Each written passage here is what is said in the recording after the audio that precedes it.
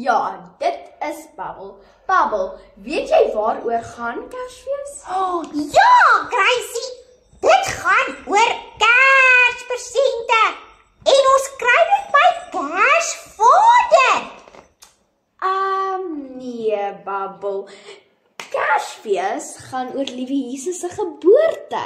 Dit wel in Engels Christmas. Soos dis Christmas. Hier's 'n nativity scene. Ai, Gracie, ek het nie geweet Kersfees gaan oor Jesus se geboorte nie, joh. Ja, dit gaan oor Jesus se geboorte. O, okay.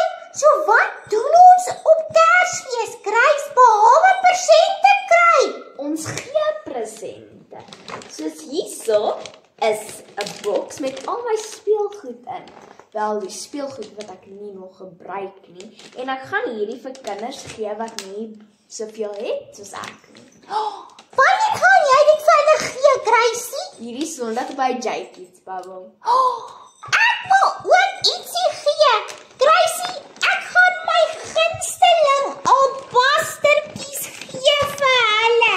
Is jy seker? Jy love hierdie albaster. Ek is seker, Gracie, sit dit in jou boksie, joh. Okay.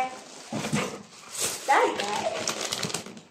Gracie, moet die maatjies ook persentjies gee. Ja, die maats moet presente gee. So ietsie wat hulle nie meer gebruik nie. Ja, ietsie wat hulle nie meer gebruik nie. Of miskien ietsie ouds, of miskien ietsie nuuts wat hulle nie van hou nie.